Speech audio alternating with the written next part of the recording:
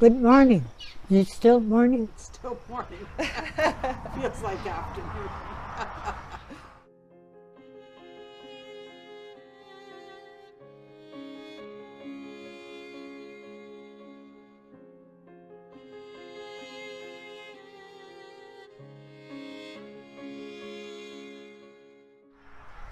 My name is Cecile Blanke.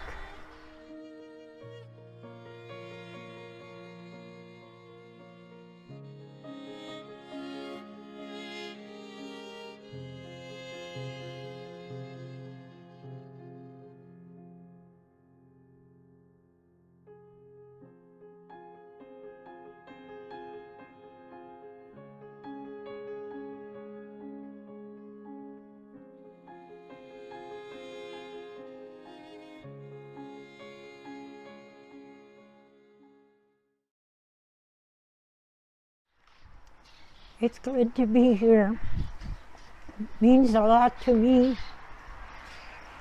because this was the start of my grandma and grandpa. When they first got married, this is where they came. And they took a homestead just at the beginning of the bridge. This was no water here. This was our land. The river was quite narrow.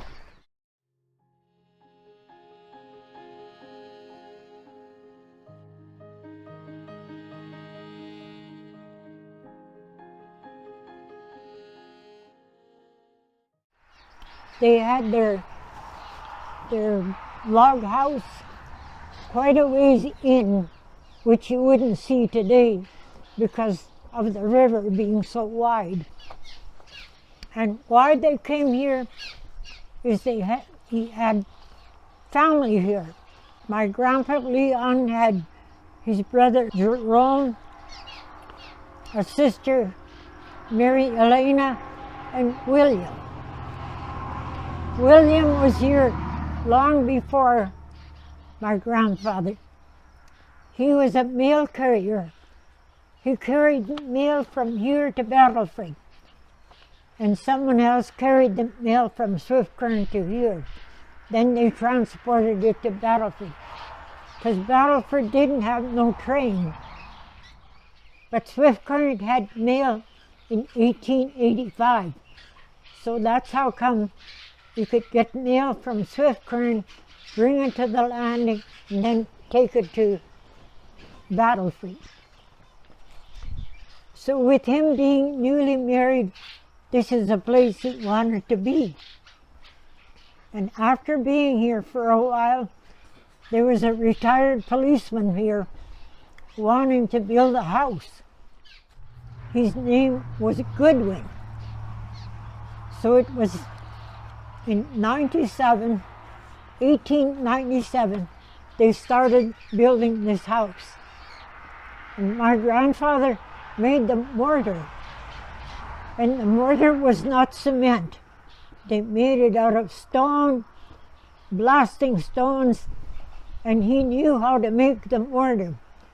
So he had to keep that kiln mortar going for 70 days and 70 nights in order for this building to be built.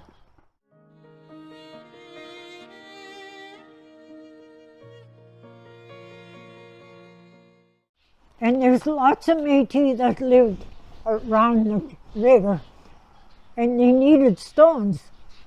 But there was no stone piles, because the farmers didn't get here yet. So they went on stone boats, horses and stone boats, on these hills to gather these stones. So you know, they made a lot of trips to make this stone as beautiful and as big as it is. It took them 3 years to build. And in the meantime, my grandma was having babies. 5 of them died. But my dad was one of the older ones, and he survived. And the reason why they were dying was typhoid fever. They got it from the water. My dad said he had it when he was 2 years old, but he survived. And he said, that's why I'm small. It stunted my growth. After this house was built, they had community dances, and the Métis fiddlers came and they performed dances in this place. So it was a popular stopping place for people to come and have a good time. And the Métis were always involved. They were with the music, with the building, and helping people to cross the river. And how they crossed the river was by the Red River carts. They turned the Red River cart upside down, took the wheels off, and they floated it across the river like a boat. Another family lived just at the end of this bridge on the north side. Jean-Louis Fayant lived at the other end, and LaPlante lived farther down, and he had 2 sons. His first wife had died. So there was Métis on the north side as well as the south side. But when the kids started dying, they got scared and had to move out of here. And my grandma, her grandma was at Pelcher, so that's where she went. And then my grandpa started hauling mail from Swift Current to here. That's before they left. He hauled mail from 1901 to 1905. And they had a small place here that was to mail your letters. So after they moved out of here, my grandfather got the mail route from Swift Current to Pontex. So my grandma stayed with her mother at Lake Pelcher because she needed support after losing 5 children. And we found 3 graves in Swift Current, but the 2 out here we never found. So where they are buried, we don't know. There was no markers, no nothing. So that's why we have a connection here. So I either have an uncle or an aunt that's buried here. So this place means so much to me because this was the start of my grandpa and grandma and where my dad was born. My dad said he was born in 1900, November. And then when I got to look it up in the church records, he was born in 1899. So he was a year older than what he thought. But it didn't matter because there was no pension in those days. And so whenever I come out here, I have a great feeling that it's the beginning of my dad, my grandparents. That was there when they first got married and moved here. So it's like a history that's in my mind, but nowhere else.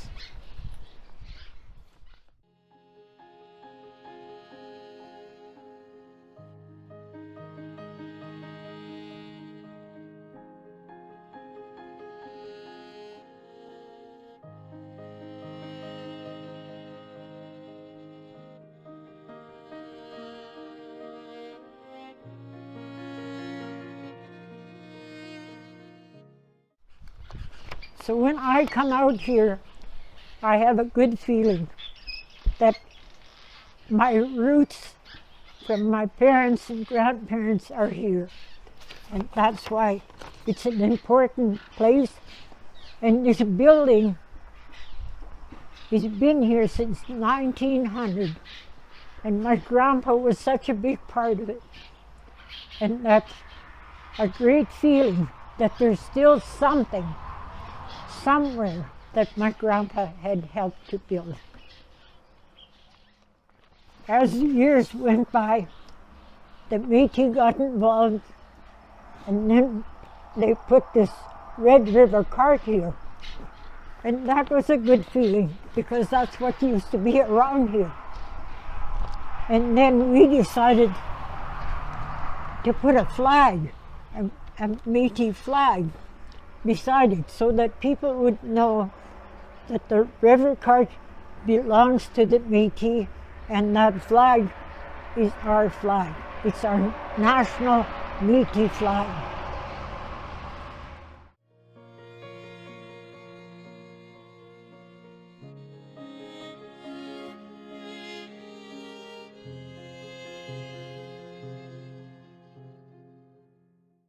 We've had many celebrations out here, and it was good to tell the history and promote our Métis history, because this was, at that time, this was our land, this was our place, and we loved it here, but things happened that we couldn't stay here.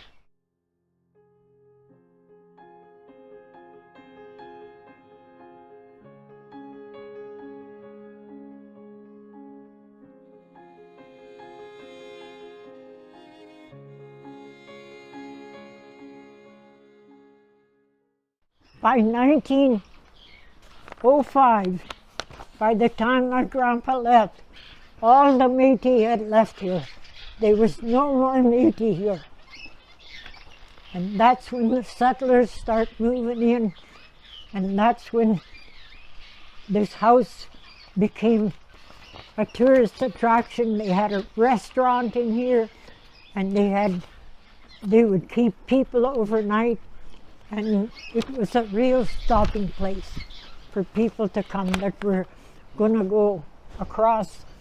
And there was a ferry. The ferry started here in the middle of 1885. There was a ferry, and that's how they would get across, long before this bridge was ever built. And that's how people got across and got to Battleford, Saskatoon from here, is they got on the ferry, and they had several of them. And the story goes, there was a big ranching company north of the river, and they were shipping cattle on their train, about 365 head of cows. And they tried and tried to get them across the river, and they couldn't get them across. And old Isidore LaPlante was watching what they were doing. He said, "You take 3 or 4 or 5, get them across, the rest will go." And that's how they got the cattle across and shipped out of here. So the Métis knew about the river, about the water, about the land, and they could help people that first came here and when they needed help.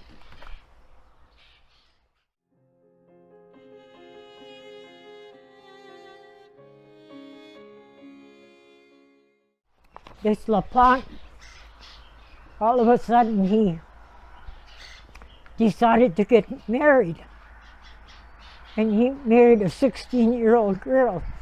And he was 60, but they had 10 kids. And he lived until they were all born, and they moved. After he died, they moved to Swift Current. So we knew a lot of these LaPlantes, but we couldn't imagine the 16-year-old girl to marry a 60-year-old old Métis. But he was a smart Métis, and I guess she fell in love with him.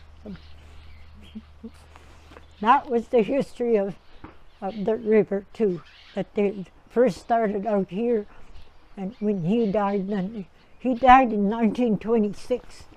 I believe he died in Swift Current. And then she raised her family in Swift-Current. That was cousins to us because my great-grandpa was married to a LaPlante. So we were all connected somehow through relatives, long be here and there. We were all connected.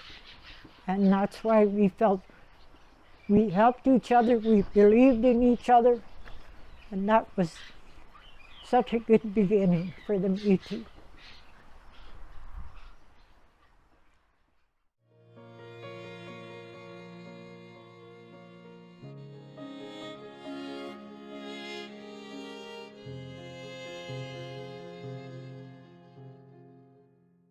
And this Jean-Louis Fayant, he was from Manitoba. Jean-Louis' wife was Elsie LaPlante, which was my great-grandpa's sister. She was a sister to Isidore LaPlante. In 1898, Jean-Louis was hired as a guide on a Smart Jones cattle ranch to drive to the Klondikes. After 29 days, he left the driven at Edmonton to return home to Saskatchewan Landing.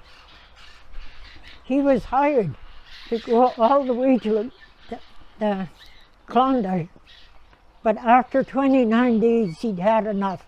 He turned around from Edmonton and came back home. The Fayants lived on the homestead. In that time, Mr. Fayant was 65 years old. That was after the Klondike days. Then they moved to Lake Belcher. That's where the rest of us all started out. This house was closed for many years. Goodwin sold it, and then there was another couple that took over, and they were here till they had a post office, they had everything, and all of a sudden they closed it, and the government took it over. And when the government took it over, they boarded it all up. So anytime we went by, it was boarded up, and I felt so bad because I thought, next thing, this house is going to be demolished.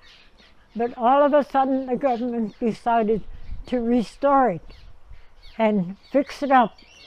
So that's what they did. They spent probably $1 million to restore it, and it was officially opened in 1992.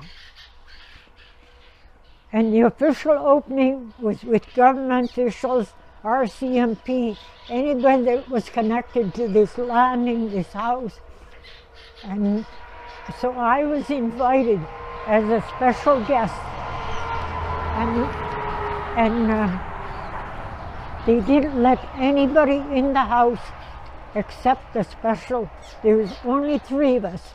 So I was one of them, after it got restored, to be the 3rd one to be in this house to see what they had done.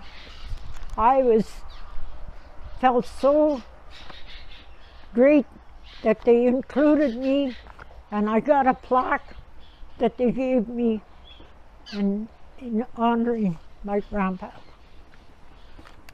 But when I was in the house before the official opening, when I went in there, I could feel something. I thought, my grandpa's happy I'm here. He's happy I'm representing him, and that he knows that I feel proud of what he did. And it was such a good feeling when I looked around inside, and I thought, he was such a big part of this.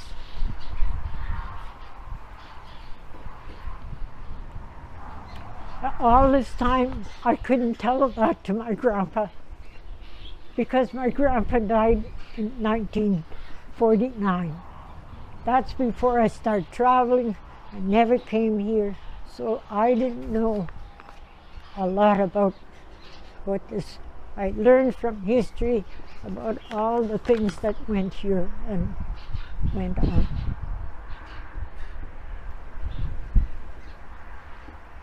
It's still open today. When they first opened it, the offices, the park office was all upstairs. And now, 3 years ago, they built another office on the north side. So there's very little done in here. And I spoke to them, I said, why don't you put human history in here? And they said,